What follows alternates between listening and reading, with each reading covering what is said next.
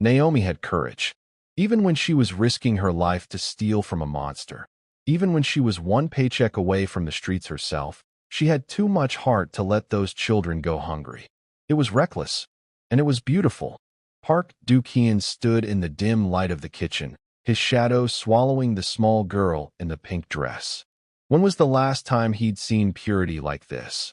A child eating scraps with the grace of a princess, totally unaware that the dragon of soul was inches away with a hand on his holster. Does the food taste better when it's stolen, little one? The truth came out in hurried, terrified breaths. The foster homes they'd fled, the nights Naomi spent crying because the tips weren't enough, and the cold alleyways where leftovers were the only feast they ever knew. And as the girl spoke, something shifted inside Du-Kien. Not a softening of his heart, but a cold, sharp fury that someone under his roof was starving while he threw away millions. Naomi's lungs felt like they were filled with ice water. She stood frozen by the industrial refrigerator, her fingers still clutching the edge of a plastic container. For months, she had moved through this kitchen like a ghost, mastering the art of the invisible theft. She knew exactly which cameras had blind spots and exactly which busboys were too tired to notice a prime rib disappearing into a takeout box. She wasn't a thief by nature, but she had been a foster child by force, and she knew the hollow, gnawing ache of a stomach that had forgotten the weight of a full meal. To her, those leftovers weren't trash. They were a lifeline for the kids in the alley who the world had decided didn't exist. But as she looked up into the obsidian eyes of Park Du-Kien, the courage that had sustained her for months began to liquefy into pure, cold terror. He was taller than he seemed from across the dining room, a tower of dark fabric and lethal intent. The light caught the edge of the tattoos peeking above his collar, ancient ink that whispered of a life spent in blood and shadows.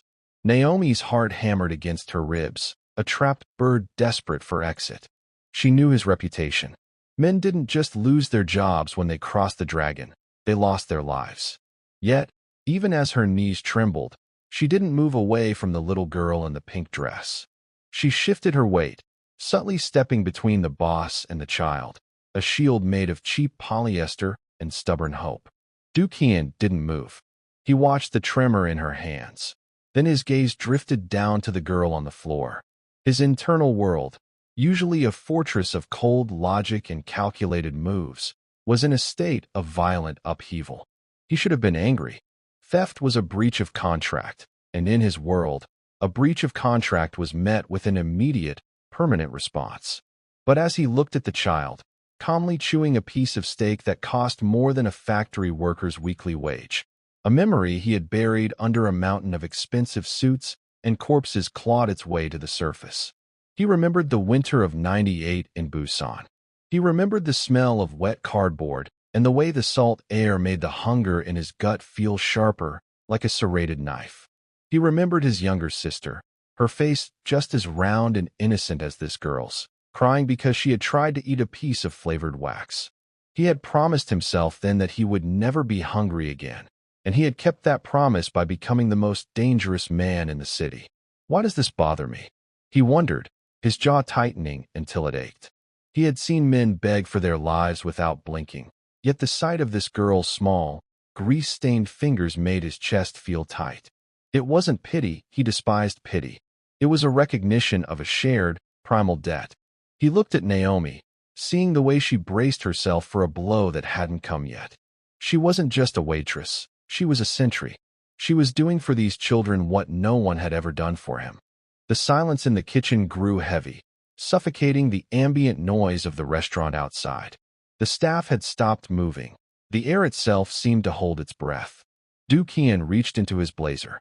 Naomi flinched, her eyes closing as she prepared for the flash of steel or the deafening crack of a hand against her face.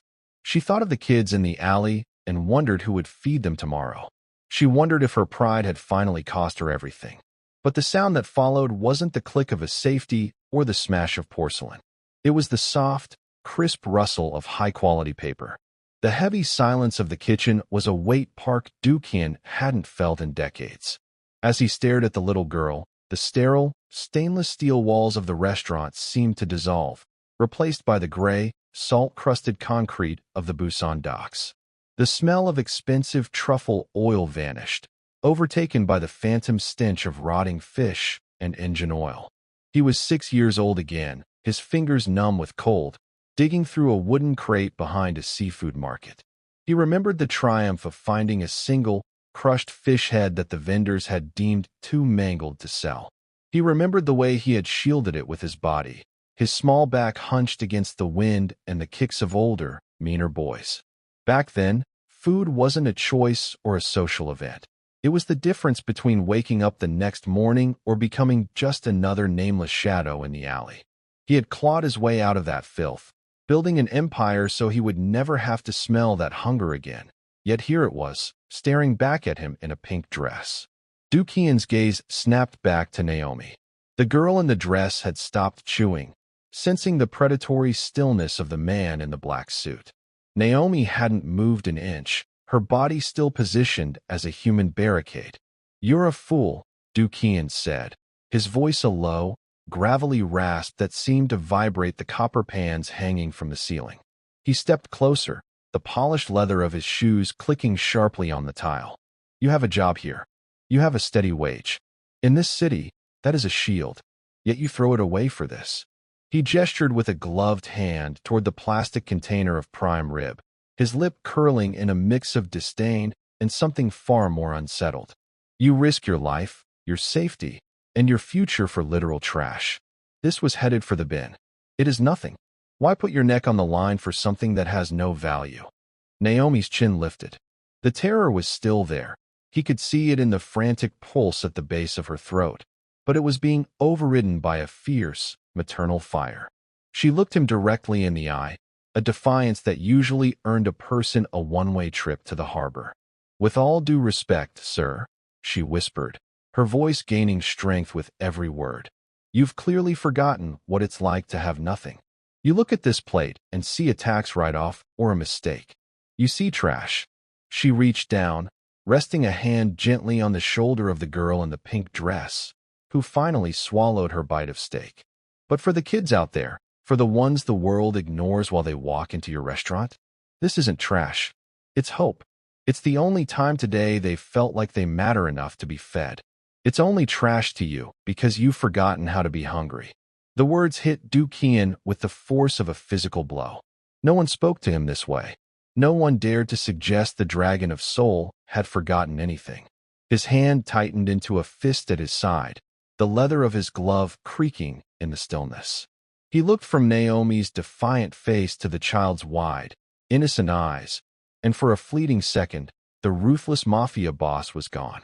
In his place stood a boy from Busan, holding a crushed fish head, looking for a protector who never came. The moment of shared understanding was shattered by the swinging of the double doors.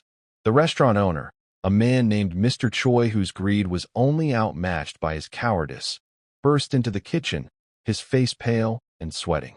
"Mr. Park, I am so sorry," Choi shrieked, pointing a trembling finger at Naomi. "I had no idea this girl was thieving from your table. I'll call the police immediately. She's finished. I'll make sure she never works in this city again." Du-Kian didn't turn around. He kept his eyes locked on Naomi, watching the light of hope he had accidentally ignited begin to fade into the familiar darkness of defeat. Mr. Choi scrambled forward, his expensive loafers squeaking on the linoleum like a trapped rat. He was a man who lived and breathed by the approval of the powerful, and to him, Naomi Carter was nothing more than a liability to be discarded. He didn't see the tension in the room or the ghost of the boy from Busan lingering in Du-Kian's eyes. All he saw was an opportunity to prove his loyalty by crushing someone smaller than himself. "Out! Get out right now!" Choi barked, reaching out to grab Naomi's arm to drag her away from the sink. "You ungrateful girl! To steal from Mr. Park's own table? In my establishment? You are a stain on this restaurant's reputation. I should have known better than to hire someone like you." He turned to Du-Kian, bowing so low his forehead nearly touched the prep table, his voice shifting into a nauseating whine. "Please, Mr. Park, forgive this insult. I will ensure she is blacklisted from every kitchen in Seoul. She'll be lucky to find a job cleaning gutters after I'm through with her." Naomi flinched as Choi's hand tightened on her wrist. She didn't fight back. The fire that had fueled her defiance against the dragon seemed to flicker out under the weight of her reality. She was a waitress with no safety net, and in a single moment, the world was closing its doors on her.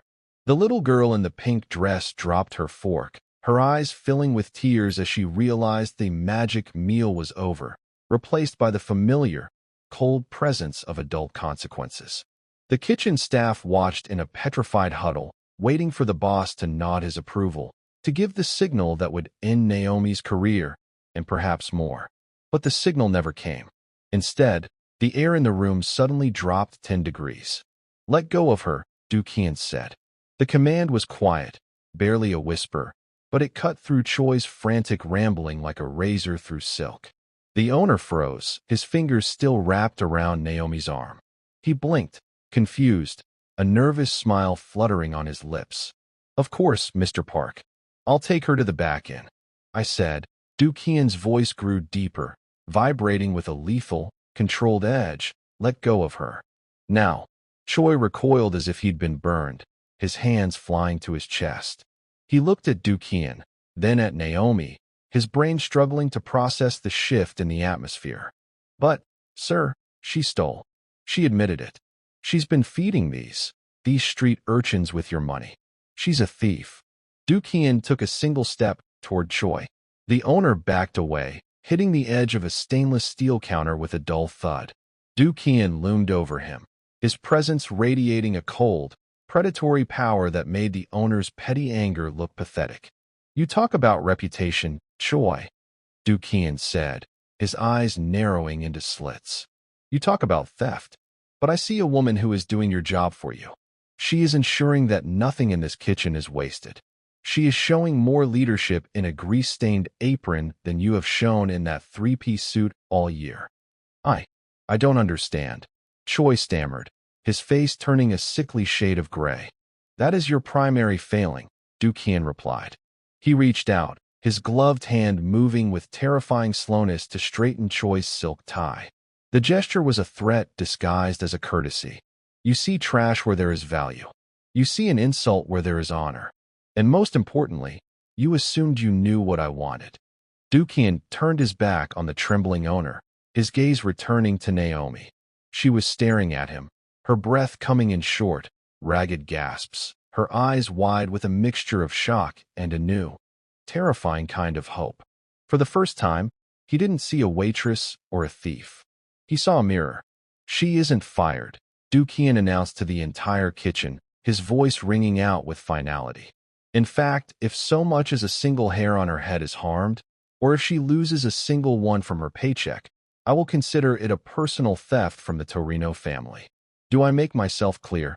Choi could only nod, his mouth hanging open in a silent, pathetic O. The kitchen staff stood like statues, their hearts racing. The dragon hadn't just spared a waitress. He had protected her.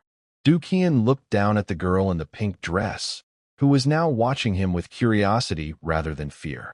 He reached into his pocket and pulled out a clean, linen handkerchief, tossing it onto the floor next to her.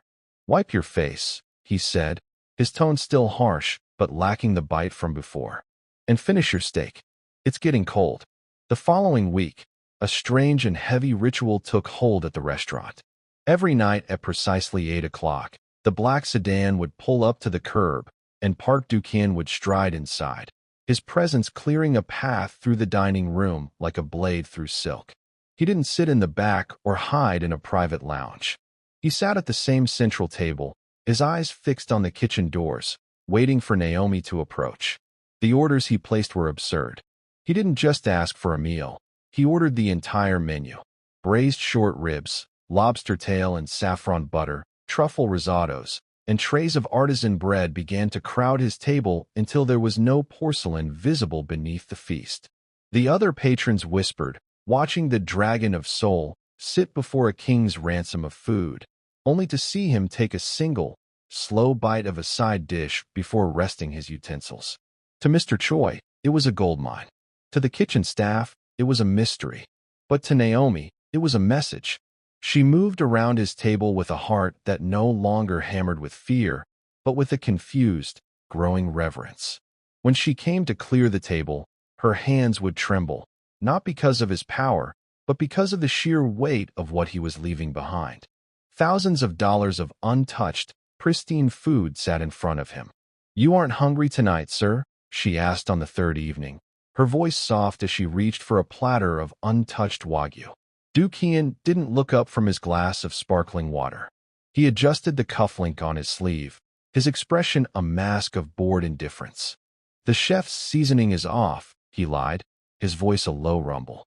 "I find it unpalatable. Dispose of it as you see fit." Naomi bit her lip to hide a smile. She knew the seasoning was perfect. She also knew that disposing of it meant she would spend the next hour packing silk-lined boxes with the finest food in the city. As the clock struck 10, Do-kyun would pay the exorbitant bill in cash, leave a tip that could pay Naomi's rent for a month, and exit. But he didn't go far.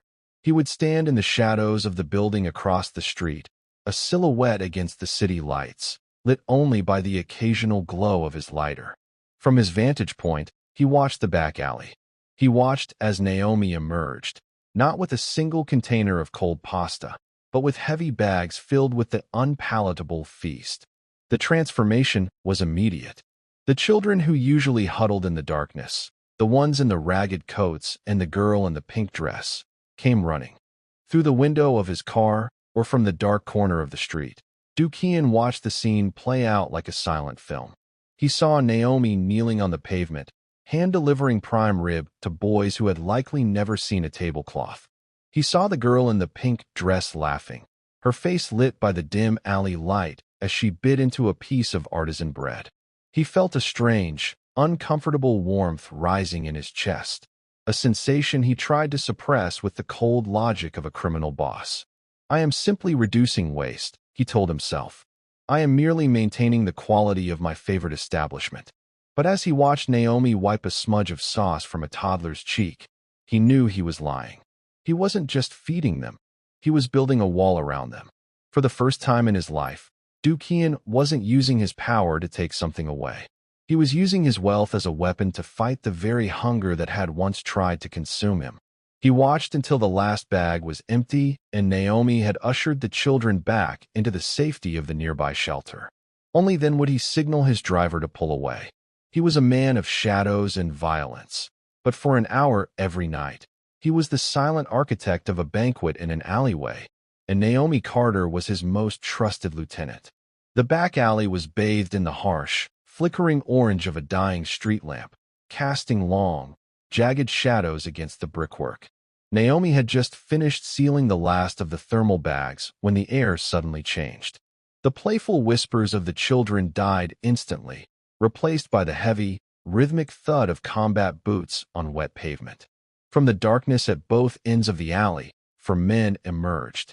They were dressed in sharp, charcoal suits that looked like armor, their faces set in the grim, expressionless masks of professional soldiers. Naomi's heart plummeted. These weren't street thugs. These were Do-kyun's personal security, the dragons who usually stood guard outside the restaurant's main entrance. "Stay back," Naomi whispered to the children, her voice shaking as she pushed the girl in the pink dress behind her. The men closed in, their movements synchronized and predatory. The leader, a man named Minho with a jagged scar running through his eyebrow, stepped into the light.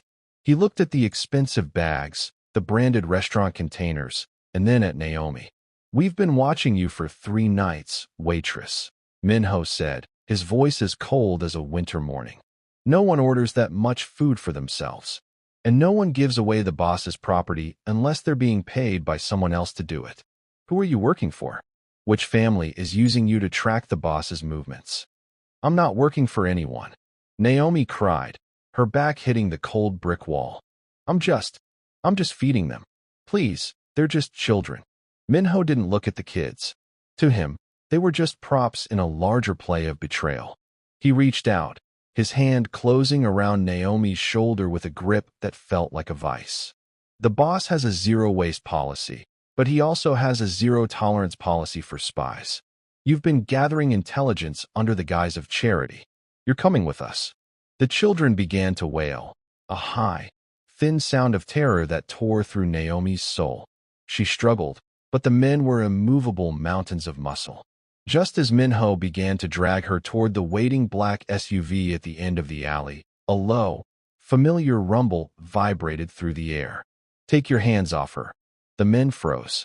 The grip on Naomi's shoulder vanished instantly as the four soldiers snapped into a sharp, stiff bow. Park Do-kyun stepped out of the darkness, his long coat billowing behind him like wings. He didn't look at his men. His eyes were fixed on Naomi, who was gasping for air, her eyes bright with tears of relief and lingering fear. "Boss," Minho stammered, his head still bowed. "We found her. She's been distributing the assets. We believe she's being used as a front for." "She is being used as a front for me," Do-kyun interrupted, his voice cutting through the alley like a guillotine. The silence that followed was absolute. The guards looked at each other, their confusion warring with their discipline. Minho blinked, his jaw dropping slightly. "Four for you, sir." Do-kyun walked past his men, stopping inches from Naomi. He looked down at the thermal bags, then at the terrified children huddling in the shadows. "Do you think I am so blind that I do not know where my own money goes?" he asked. Though he was speaking to his men, his gaze never left Naomi's face.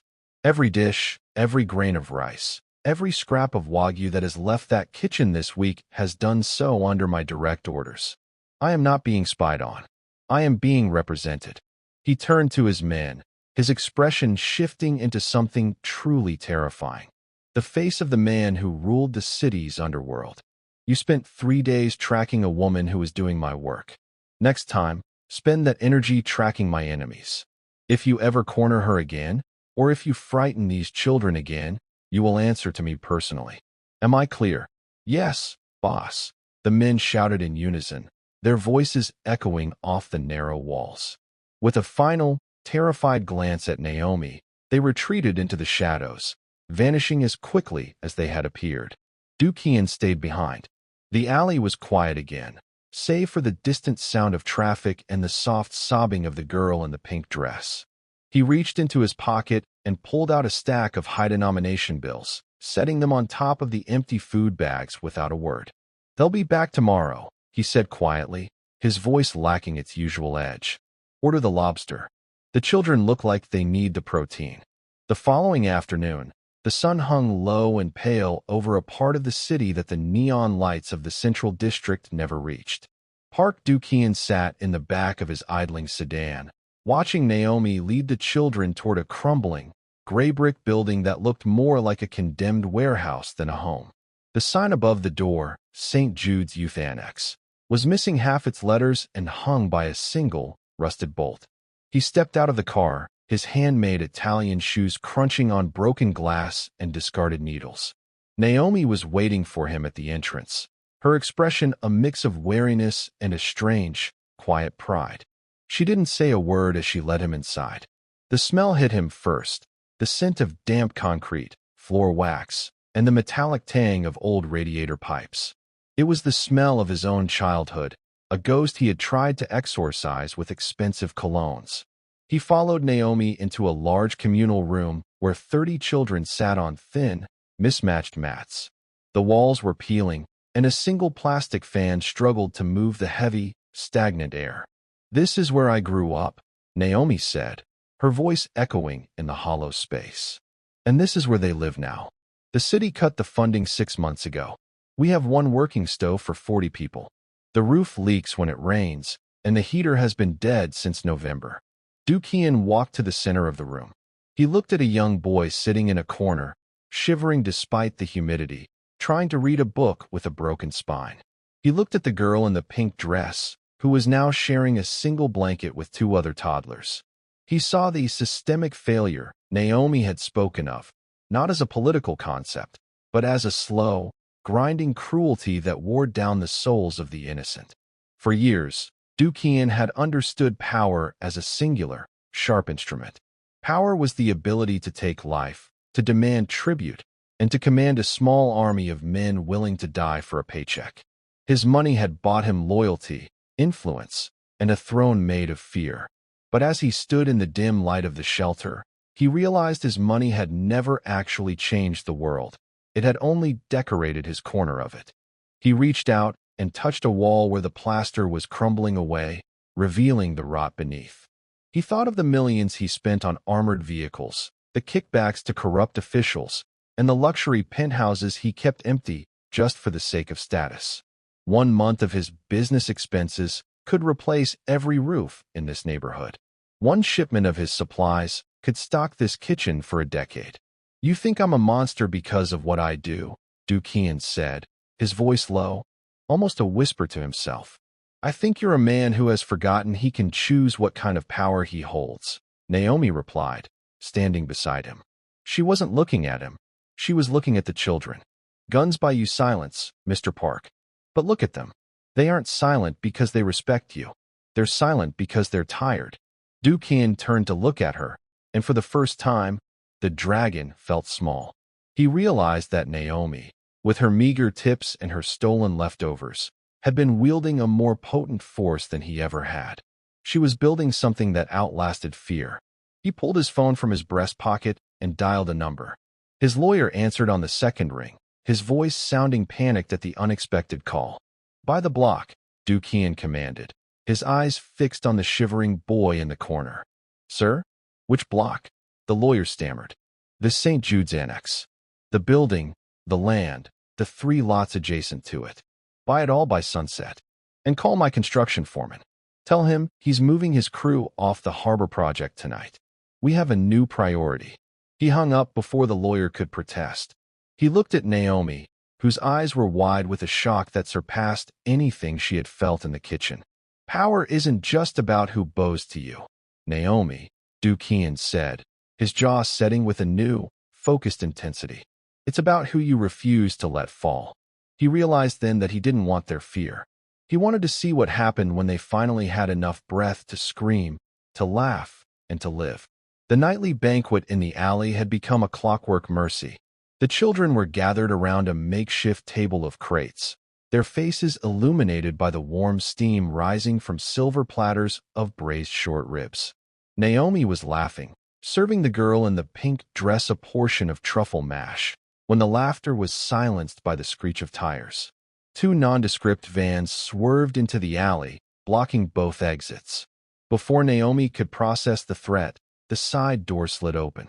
Men wearing the jagged white tiger insignia, the mark of the Beckho Syndicate, poured out. They weren't here for food. They carried heavy iron pipes and suppressed submachine guns, their eyes scanning for the dragon's most talked-about weakness. Word had traveled fast through the underworld. Park Du-Kian had gone soft for a waitress and a pack of strays. "Get inside. Now," Naomi screamed, her voice cracking with a desperation that silenced the children's whimpers. She didn't run for the safety of the restaurant's heavy steel door. Instead, she stood her ground in the center of the alley, her arms spread wide to cover the retreat of the smallest toddlers. She grabbed a heavy iron skillet from a nearby prep table, her knuckles white, her eyes burning with a primal, protective fire that would have made a lioness pause. The lead attacker, a brute with a scarred lip, sneered as he raised a pipe. "The dragon's little pet. Let's see how much he cares about you when you're in pieces." The man lunged. Naomi didn't cower. She swung the skillet with every ounce of her terrified soul, the heavy metal clanging against the man's temple and sending him reeling. But more were coming. They closed in, sensing her exhaustion, their weapons raised to crush the one thing Du-Kian had dared to love. Then, the shadows themselves seemed to explode. A black sedan roared into the alley from the far side, smashing through the makeshift table and scattering the attackers like bowling pins. The driver's side door flew open before the car had even stopped. Park Du-Kian emerged, his coat shed, his white shirt sleeves rolled up to reveal the swirling black ink of the dragons on his forearms. He didn't look like a businessman or a boss. He looked like a force of nature. He moved with a lethal, terrifying grace. In one fluid motion, he disarmed the nearest man, breaking his wrist with a sickening snap, and sent him flying into the brick wall. There were no warnings, no negotiations. Every strike Do-Kian delivered was a calculated end to a threat. He moved through the Baekho soldiers like a storm, his eyes never leaving Naomi, who was still standing guard over the last child. Within minutes, the alley was littered with the groaning forms of the rival syndicate. The few who could still walk scrambled back into their vans and fled into the night. Silence returned, thick and heavy with the smell of scorched rubber and spilled wine. Do-Kian stood in the center of the wreckage, his chest heaving, his knuckles bruised and bloody. He looked at Naomi. She was trembling, her apron torn, her hair disheveled, but she hadn't moved from her post. She was still holding that iron skillet, ready to fight the world if it meant keeping those children safe. His men, who had arrived in a second car, began to secure the perimeter, but Do-Kian waved them off. He walked toward Naomi, his footsteps slow and deliberate. For weeks, his lieutenants had whispered that this woman was his weakness, a liability that his enemies would use to destroy him. He had almost believed them. But as he looked at her, this woman who had nothing, yet was willing to die for children who weren't even hers, he realized they were wrong. Fear was a shallow foundation. Violence was a brittle shield. But the courage he saw in Naomi Carter, that was unbreakable. "They thought you were my vulnerability," Do-Kian said, his voice a low, reverent growl as he reached out to gently take the skillet from her shaking hand. He looked at her, seeing not a victim, but the only person in Seoul brave enough to stand in his shadow without flinching. "They were wrong. You are my weakness, Naomi. You're the only thing that's actually made me strong." He turned to his lead guard, Minho, his eyes flashing with a cold, renewed purpose. "Double the guard at the shelter, and find the Baekho headquarters. If they so much as dream of this alley again, I want their names erased from the city." He looked back at the girl in the pink dress, who had peeked out from behind Naomi's legs. The child reached out and touched Do-Kian's bloodied hand. For the first time, he didn't pull away. He realized that for the first time in 30 years, he wasn't just fighting for territory. He was fighting for home. The morning air was crisp, the scent of the previous night's rain lingering on the pavement. But inside the restaurant, the atmosphere was suffocating. Mr. Choi stood in the center of the dining room, his face a mottled shade of purple as he clutched a stack of legal documents. He looked at the men in black suits standing by the exits, then at Park Do-Kian, who was seated at the head of the long communal table, looking as though he were presiding over a funeral. "You can't be serious, Mr. Park." Choi's voice cracked, his hands trembling so violently the papers rattled. "I've served you for years. I've kept this place profitable. You can't just remove me." Do-Kian didn't look up from the fountain pen he was casually twirling between his fingers. The cold sunlight caught the ink on his forearms, the black dragons seeming to coil and flex with every movement. "You haven't been serving me, Choi. You've been serving yourself. You fed on the crumbs of my reputation while letting the hungry starve at your back door. That is a poor investment." Do-Kian finally looked up, his eyes two chips of frozen flint. "Your contract is terminated. My associates have already transferred the buyout price to your accounts. You have 10 minutes to clear your desk before my men escort you to the curb. If I see your face in this district again, you will find out exactly how I handle bad debts." Choi didn't argue. He knew the weight of that look. He turned and fled toward the back office, leaving the restaurant in a stunned, ringing silence. Naomi stood by the kitchen doors, her hands tucked into the pockets of her apron. She had watched the exchange with a hollow feeling in her chest, waiting for the other shoe to drop. She expected a new manager, perhaps one of Do-Kian's lieutenants, someone who would run the place like a barracks. Instead, Do-Kian stood up and slid a heavy, leather-bound folder across the mahogany table toward her. "Come here, Naomi." She walked forward, her footsteps echoing on the polished floor. She opened the folder, and her breath hitched. It was a deed of ownership and a charter for a nonprofit entity. At the top of the page, in elegant, bold script, were the words, "The Carter Foundation." "I don't understand," she whispered, her eyes blurring as she read her own name listed as the executive director and primary shareholder. "I can't. I don't have the money to run a place like this." The money is already handled, Dukian said, his voice dropping into that low, resonant tone that commanded the very air in the room. The foundation is fully endowed. The restaurant will remain open to the public during the day to fund the operations, but the kitchen belongs to you and the children now. He stepped closer, his presence no longer a shadow of fear, but a wall of protection.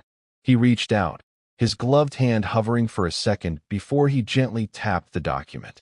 For 30 years, I thought power was measured by what I could keep for myself. I thought waste was a sin because it cost me money. But you showed me that the real waste was the potential I let rot in the streets. He looked toward the kitchen, where the chefs, now under his direct payroll, were already cooking massive cauldrons of hearty stew and baking fresh loaves of honey-glazed bread. The smell was intoxicating, a warm, golden aroma that promised life. No more sneaking into alleys, Dukian said, his jaw setting with a finality that shook Naomi to her core. No more hiding in the dark with cold scraps and plastic containers. The dragon doesn't eat leftovers anymore, Naomi. From now on, we cook fresh for everyone. Naomi looked at him, seeing the man behind the tattoos, the boy from Busan who had finally come home. She realized that the restaurant wasn't just a business anymore. It was a sanctuary. And for the first time in her life, she wasn't just surviving. She was being given the keys to change the world. The golden afternoon light filtered through the clean glass of the restaurant's front windows, casting long, peaceful rays across a room that no longer felt like a fortress of the elite. 6 months had passed since the night the dragon had set fire to his own reputation to build something better. The space was still beautiful. Marble and mahogany remained. But the cold, suffocating silence of the past had been replaced by the melodic clatter of silverware and the vibrant hum of human conversation. Naomi moved through the dining room with a grace that came from belonging. She was no longer a ghost in the kitchen or a servant in the shadows. She was the heart of the sanctuary. To her left, a high-ranking city official sat eating a bowl of spicy seafood ramyun, paying full price to support the cause. To her right, a group of elderly men from the neighborhood shelter sat at a linen-draped table, being served the exact same meal with the same level of dignity and care. The Carter Foundation had bridged the gap between the two souls, proving that luxury and mercy could share the same roof. At a small table in the corner, the girl in the pink dress, now vibrant, healthy, and wearing a coat that actually fit her, was hunched over a piece of parchment. Her tongue was tucked into the corner of her mouth as she worked with a set of expensive colored pencils. She was so focused she didn't notice the tall, intimidating man in the black suit who had just entered the room. Park Dukian didn't clear the room anymore. His presence still commanded respect, but the terror had been replaced by a quiet, reverent awe. He walked to the corner table and stood behind the girl, his large, scarred hand resting gently on the back of her chair. He looked down at her work. It was a drawing of 3 figures standing in front of a building with a bright yellow sun. One was a woman with big, curly hair and a wide smile, wearing a green dress. Beside her was a very tall man in a black suit, his arms depicted as long, protective wings that stretched over a group of smaller, colorful stick figures. At the bottom, in the jagged, earnest handwriting of a child who was finally in school, were the words, "My family." Dukian stared at the drawing for a long time. In his world, family had always been about blood and debt, a burden of loyalty that usually ended in tragedy. But looking at the wax-colored version of himself, not as a dragon, but as a guardian, he felt a peace that 30 years of violence had never provided. He reached into his pocket and pulled out a gold fountain pen, signing a set of papers Naomi had brought to him earlier. They weren't business contracts or head orders. They were adoption proceedings and educational trusts. Naomi approached them, wiping her hands on her apron, her eyes catching Dukian's. There was no longer a gap between them, no boss and waitress. They were partners in a quiet revolution. "The dinner service is starting," Naomi said, her voice warm. "We have a full house tonight. Every child from the annex is coming for the celebration." Dukian nodded, Looking out at the restaurant he had once used as a display of his ego, he realized that the boy from Busan was no longer hungry. He wasn't hungry for power, for money, or for revenge. He had found the one thing that truly satiated a soul, the ability to provide. As the first plates of fresh, steaming food were carried out of the kitchen, dishes that were never called leftovers, but were crafted with the highest skill for the city's poorest residents, Dukian realized the final truth of his journey. He had spent his life believing that power was found in the grip of a fist or the barrel of a gun. He had been wrong. True power wasn't found in what a man was strong enough to take. It was found in what he was brave enough to give away. He pulled out a chair and sat down next to the girl in the pink dress. For the first time in his life, the Dragon of Soul wasn't waiting to be served. He was home.